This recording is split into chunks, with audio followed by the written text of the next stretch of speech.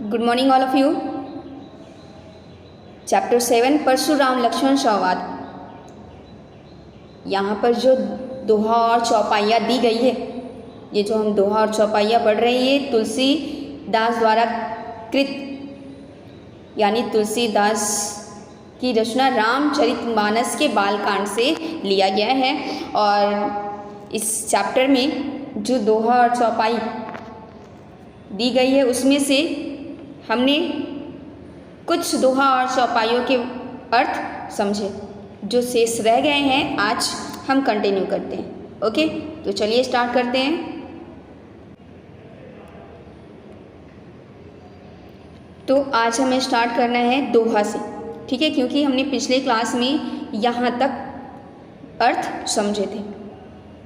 हमने क्या देखा था कि लक्ष्मण जी परशुराम जी को कहते हैं कि हमारे कुल में न तो देवता पे, न तो ब्राह्मण पे, न भगवान के भक्तों पे और न तो गाय पे अपनी वीरता का प्रदर्शन किया जाता है। इन सभी पर अपनी वीरता का प्रदर्शन नहीं किया जाता है और फिर तो आप भृगुसुत हैं। फिर यदि आप मुझे मारोगे भी तो भी मैं आपका पैर ही पकड़ूंगा। और इस तरह से कहते हैं कि हे मुनि, आपके वचन ही करोड़ों वज्र के समान है। आप व्यर्थ में ही कुल्हाड़ी, धनुष बाण या फरसा भी कह सकते हैं, कुल्हाड़ी को फरसा, धनुष बाण धारण करते हैं। अब लक्ष्मण जी ने ये जो कहा, उसके बाद दोहा यहाँ से स्टार्ट है। दोहा क्या है? जो बिलोकी अनुचित कहिउ छमहु महामुनि धीर, सुनी सरोस भृगुवंश मुनि, बोले गिरा गंभीर। अब लक्ष्मण जी क्या कहते हैं? जो बिलोकी यानी बिलोकी देखकर लक्ष्मण जी ये सारी बातें बार बार परशुराम जी अपना फरसा दिखाकर लक्ष्मण जी से ये कहते हैं, अपनी यश की महिमा, अपनी महिमा की गाथा सुनाते हैं। अब लक्ष्मण जी भी उनके फरसे की ओर देखते हुए कहा था कि यहाँ कुंवरबतिया कोई नहीं है, छोटा बच्चा कोई नहीं है, आप क्या चाहते?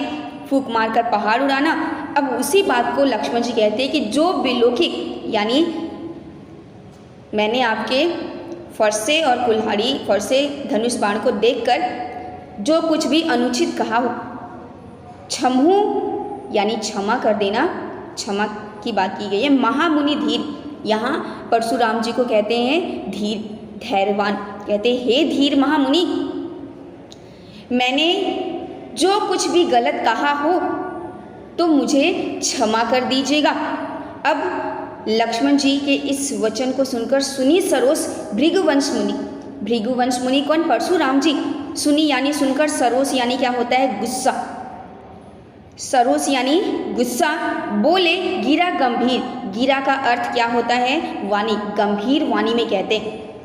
गुस्से से लक्ष्मण जी के इन वचनों को सुनकर परशुराम जी गुस्से से गंभीर वाणी में क्या कहते हैं वो आगे देखते हैं। कौशिक सुनहु मंद यहु बालकु, कुटिल कालबस निज कुल घालकु, भानु वंश राकेश कलंकु, निपट निरंकुश अबुद्ध असंकु। अब यहाँ पर ध्यान दीजिएगा, पहले शब्द के अर्थों पे, फिर शब्द के अर्थ समझिए, फिर उसके बाद मैं इसके अर्थ आपको समझाती हूँ। कौशिक यानी कौशिक गोत्र, ठीक है, और कौशिक गोत्र के कौन थे? विश्वामित्र, यानी कौशिक के रूप में किसे कहते हैं? विश्वामित्र को, ठीक है। विश्वामित्र सुनहु यानी सुनिए, मंद यहु बालकु, मंद का अर्थ क्या? कुबुद्धि। यह बालकु, बालकु कौन? लक्ष्मण जी को कहते हैं कि यह बालक मंद बुद्धि का है। कुटिल, कुटिल का अर्थ छली। काल बस यानी काल से वशीभूत होना, मृत्यु को प्राप्त होना। निज यानी अपना कुल, वंश की बात करते हैं। घालकू यानी घातक। यह बालक मंद बुद्धि का है और अपने कुल के लिए घातक है, छली। यह बालक काल बस, छल बस, यह बालक मृत्यु को प्राप्त हो सकता है, आज अपने कुल के लिए घातक साबित हो सकता है। भानु वंश, सूर्यवंश। भानु अर्थात क्या? सूर्य। वंश अर्थात वंश। राकेश अर्थात चंद्र। कलंकु अर्थात कलंक। परशुराम जी कहते हैं कि यह सूर्य वंश रूपी पूर्ण चंद्र का कलंक है। किसे? लक्ष्मण जी को कह देते हैं। निपट, निरंकुश, अबुध, असंकु। अब निपट का अर्थ क्या होता है?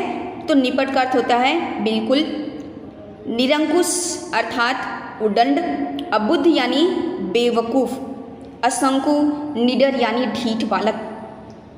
अब परशुराम जी विश्वामित्र से कहते हैं, कौशिक गोत्र यानी विश्वामित्र जी से कहते हैं कि हे मुनि, आप सुनहु मंद यह बालकु, यानी कहते हैं कि इस बालक को आप समझाइए। यह बालक कैसा है? तो कुटिल, कुबुद्धि, बेवकूफ़, निडर है और आज यह अपने कुल के लिए घातक साबित हो सकता है। आज अपने कुल के लिए यह बालक घातक हो सकता है। यानी अगर मेरा फरसा उठा तो परशुराम जी तो अत्यंत क्रोधी स्वभाव के थे, तो हो सकता है कि आज काल बस में ना हो जाए, काल के वशीभूत ना हो जाए, मृत्यु को प्राप्त ना हो जाए। इसलिए कहते हैं कि ये बालक अपने कुल के लिए घातक है। ये सूर्य वंश रूपी पूर्ण चंद्र का कलंक है। यह बालक बिल्कुल उदंड, बेवकूफ़, निडर, ढीठ है। किसे कहते हैं? लक्ष्मण जी को, कि यह बालक बिल्कुल उदंड, बेवकूफ़, निडर, ढीठ है। यह बालक काल कवलु होई है छन माही, कहू पुकारी खोरी माही नाही।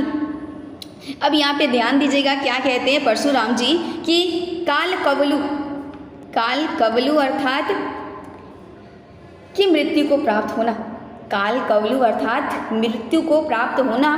क्षण की बात की है, अर्थात क्षण भर में कहते हैं आगे, कहू पुकारी अर्थात पुकार कर कहता हूँ मैं, खोरी अर्थात दोष। अब क्या कहते हैं, पहले अर्थ देख लीजिए, उसके बाद शब्दों के अर्थ, उसके बाद मैं समझाती हूँ आपको। तुम हर कहू जो चहु उबारा, कही प्रतापु बलु रोसु हमारा। अब यहाँ पर जो कहते हैं परशुराम जी कि कही प्रतापु बलु, प्रतापु अर्थात प्रताप, बलु अर्थात बल, रोसु अर्थात गुस्सा। अब यहाँ पर क्या कहते हैं? कही अर्थात कहकर परशुराम जी विश्वामित्र से कहते हैं कि काल कवलु होइए क्षण माही, यह बालक क्षण भर में मृत्यु को प्राप्त हो जाएगा। कहू पुकारी खोरी मोहि नाही, मैं पुकार कर कहता हूँ। मैं यानी यह बात वो पुकार कर कह रहे हैं कि अगर यह बालक मृत्यु को प्राप्त हो जाता है मेरे हाथों से, अगर इस बालक की आज मृत्यु हो जाती है तो फिर खोरू अर्थात क्या होता है? दोष। तो फिर इसमें मेरा कोई दोष नहीं है। मैं पुकार कर कह रहा हूँ कि हे मुनि, आप इसे मेरे बल के बारे में, मेरे प्रताप के बारे में, मेरे गुस्से के बारे में कहिए, इसे बताइए। आप इसे बताकर समझाने की कोशिश कीजिए। तुम हर कहूँ जो चाहिए उबारो, यानी उस बालक को समझाने की बात करते हैं। उस बालक को अपने प्रताप, अपने बल और रोष के बारे में कहने के लिए कहते हैं। किससे? विश्वामित्र से। अब वापस एक बार देख लीजिए, काल कवलु होई है क्षण माही, कहू पुकारी खोरी मुहि नाही, तुम हर कहूँ जो चहू उबारा अर्थात बचाना, ठीक है, उबारा अर्थात बचाना, कही प्रतापु बलु रोषु हमारा। यहाँ पर परशुराम जी कौशिक गोत्र विश्वामित्र से कहते हैं कि अगर आप इस बालक को बचाना चाहते हैं तो मेरे प्रताप के बारे में, मेरे बल के बारे में, मेरे शूरवीरता के बारे में, मेरे क्रोध के बारे में इस बालक को बताइए। नहीं तो मैं पुकार कर कहता हूँ ये बालक क्षण भर में मृत्यु को प्राप्त हो जाएगा। अब आगे क्या होता है? लखन कहेऊ मुनि सूजसु तुम्हारा। लखन कहेऊ यानी लखन ने कहा, मुनि सूजसु, सूजस यानी यश की बात की गई। यश अर्थात ख्याति, प्रतिष्ठा, प्रसिद्धि, श्रेय भी कह सकते हैं।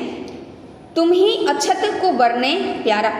यहाँ आगे लक्ष्मण जी कहते हैं तुम ही अक्षत को बरने प्यारा, तुम ही अक्षत को बरने पारा, अपने मुँह तुम अपनी करनी, अपने मुँह तुम अपनी करनी, बार अनेक भांति बहुबरनी। अब यहाँ पे अर्थ देखिएगा, तुम ही अछत को बरने प्यारा, लखन कयु मुनि सूजस तुम्हारा। सूजस यानी मैंने आपको बताया ही, यश प्रतिष्ठा या फिर प्रतिष्ठा कहो। तुम ही अछत को बरने पारा, अछत का अर्थ होता है स्वाभाविक, बरने अर्थात बखान करना। लखन जी कहते कि हे मुनि, आप स्वयं ही अपने सूजस की, अपनी यश की बखान कीजिए। अपने आप यानी स्वाभाविक, स्वयं ही अपनी प्रतिष्ठा के बारे में, ख्याति के बारे में बताइए। अपने मुँह तुम अपनी करनी यानी अपने मुँह से ही आपने अपने करनी की, अपने गुणों की बखान, बार अनेक भांति बहुबरनी यानी कई बार कर चुके, बार अनेक यानी कई बार, भांति बहुबरनी कई जगह कई तरीके से अपने स्वयं ही अपने गुणों का, अपनी करने का बखान किया है। इसलिए आप स्वयं ही अपने सूजस का यानी सुयस, अपनी प्रतिष्ठा का, अपने गुणों का बखान कीजिए। आपसे अच्छा भला कौन आपके गुणों का बखान कर सकता है, ये कौन कहता है? लक्ष्मण जी। क्योंकि यहाँ पर परशुराम जी किससे कहते हैं?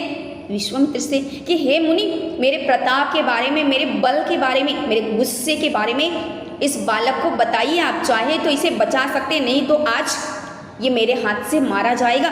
तब लखन जी परशुराम जी के इस बात को सुनकर कहते हैं कि हे मुनि, आप अपने मुंह से अपने प्रतिष्ठा के सुयस यानी यश का बखान कीजिए। और फिर आपने कई बार तो अपने स्वयं अपने मुंह से अपने करने की बखान की है, और भला आपसे अच्छा और कौन आपके गुणों की बखान कर सकता है? अब आगे क्या होता है वो देख लेते हैं। नहीं संतोषु, ये लक्ष्मण जी कहते हैं, नहीं संतोषु तब पुनि कछु कहू, यानी नहीं संतोषु, संतोष नहीं है आपको, तब पुनि यानी वापस, ठीक है, कहू कछु कहू यानी अब तक आपने जितने भी अपने गुणों के बारे में स्वयं अपने मुंह से की है, अगर आपको संतोष नहीं है कि कुछ कमी रह गई है तो वापस उसे पूरा कर दीजिए, वापस बखान कीजिए। जनी रिस रोकी दुसह दुख सहयु, अर्थात दूसरा दुख, असहाय दुख जिसे सहा नहीं जा रहा है, तो उस असहाय दुख को क्यों सह रहे हो? अपने क्रोध को क्यों रोक रहे हो? अपने मुंह से ही अगर संतोष नहीं है, कुछ गुण, कुछ महिमा का बखान करना रह गया हो तो आप कर दीजिए। वीरव्रती तुम धीर अछोभा, गारी देत न पाऊ शोभा। अब यहाँ पर लक्ष्मण जी क्या कहते हैं? वीरव्रती यानी आप वीरता को धारण करने वाले, धैर्यवान है। तुम धीर अछोभा, अछोभा का अर्थ होता है क्षोभ रहित, क्षोभ रहित। हे मुनि, आप तो वीरव्रती है, वीरता को धारण करने वाले धैर्यवान है, आपको गाली देते शोभा नहीं देता है, अर्थात आपको गाली देते हुए शोभा नहीं देता है। क्षोभ रहित, अक्षोभ का अर्थ क्या होता है? क्षोभ रहित यानी क्रोध, क्षोभ का अर्थ होता है क्रोध। तो यहाँ पर क्या कहते हैं कि आप मुनि हैं, आप वीरता को धारण करने वाले वीरव्रती है, फिर आपको ऐसे क्रोध करते हुए शोभा नहीं देता है, गाली देते हुए आपको अच्छा नहीं लगता है। ओके, तो लक्ष्मण जी ने कहा परशुराम जी से कि जब परशुराम जी ने विश्वामित्र से कहा कि मेरे गुणों के बारे में आप इसे बताइए, इस बालक को समझाइए, नहीं तो आज ये मेरे हाथ से मारा जाएगा, तब लक्ष्मण जी ने परशुराम जी से कहा कि हे मुनि, आपने अपने मुंह से अनेक बार कई तरीके से अपने गुणों का बखान किया, अगर अभी भी संतोष नहीं है तो आप वापस और जो गुण रह गए हैं कह सकते। आप इस असहाय दुख को क्यों सह रहे हैं? अपने क्रोध को रोककर इस असहाय दुख को मत सहिए, और जो कुछ अभी रह गया बखान करना तो बखान करिए। आप तो वीरव्रती है, वीरता को धारण करने वाले, धैर्यवान, क्रोध से रहित, और ऐसे मुनि को गाली देते हुए शोभा नहीं देता, लक्ष्मण जी कहते हैं। आगे देखते हैं, दोहा है, सूर समर करनी करिए कही न जनावी आपू, विद्यमान रण पाई रिपु कायर कथी प्रतापू। तो दोहा की इस पंक्तियों का अर्थ पहले समझ लेते हैं। सूर का अर्थ होता है सूरवीर, समर यानी युद्ध, करनी करिए कही न जनावू आपू। यानी एक सूरवीर योद्धा जो होता है वो युद्ध भूमि में करनी करता है, करनी करी यानी करनी करता है। कही न जनावी आपू, न कि अपनी यश का, अपने गुण का, वीरता का बखान करता है। एक सच्चा सूरवीर योद्धा किसे कहते हैं? जो युद्ध भूमि में जाकर करनी करे, ना कि वहां खड़े होकर अपनी वीरता का बखान करे। आगे कहते हैं विद्यमान रणपाई, विद्यमान रणपाई रिपु कायर कथी प्रतापु। विद्यमान रणपाई, रण अर्थात युद्ध की बात करते हैं, पाई अर्थात देख, रिपु यानी शत्रु। ठीक है, युद्ध भूमि में शत्रु को खड़े देख एक कायर ही, कायर डरपोक इंसान, कथी यानी कहता है, कथनी करता है, अपने गुणों की बखान करता है। कौन से? प्रतापु। ठीक है, यानी कथी प्रतापु यानी अपने प्रताप के, अपने गुणों की प्रशंसा युद्ध भूमि में वही व्यक्ति करता है, जो वही कायर व्यक्ति करता है जो अपने दुश्मन को सामने खड़ा पाता है। यानी लक्ष्मण जी क्या कहते हैं उनको कि सूर समर करनी करिए कही न जनावी आपू, विद्यमान रण पाई रुपु कायर कथी प्रतापु। लक्ष्मण जी कहते कि हे मुनि, एक सूरवीर योद्धा समर में, युद्ध भूमि में, युद्ध में खड़े होकर अपने गुणों का बखान नहीं करता है, वो करनी करता है। युद्ध करने के लिए गया है ना, तो युद्ध करेगा, ना कि वहाँ खड़े होकर अपने गुणों का बखान, प्रशंसा अपने शत्रु के सामने करेगा। और ये भी कहते हैं कि ऐसा कौन करता है युद्ध भूमि में खड़े होकर अपने गुणों की, अपने प्रताप की प्रशंसा, जो अपने शत्रु को सामने खड़ा हुआ देखता है, वो एक कायर इंसान ही, एक कायर इंसान ही अपने शत्रु को सामने खड़ा देख अपने यश की, अपनी प्रतिष्ठा का गुणगान करता है, वो एक कायर इंसान है। कहने का तात्पर्य लक्ष्मण जी का यही था कि एक सूरवीर योद्धा युद्ध भूमि में जाकर करनी करता है, ना कि अपने गुणों की बखान करता है। और यदि ऐसा है तो वो कायर इंसान, वो कायर है जो युद्ध भूमि में अपने शत्रु को सामने खड़े देख करनी करने के बजाय अपने प्रताप की बखान कर रहा है, अपने यश की बखान कर रहा है। ओके, तो यहाँ पर हमारा परशुराम लक्ष्मण संवाद, जो परशुराम और लक्ष्मण जी के बीच हुई, जो दोहा और चौपाई, जो रामचरितमानस के बालकांड से लिया गया है, यहाँ कंप्लीट होता है। ओके,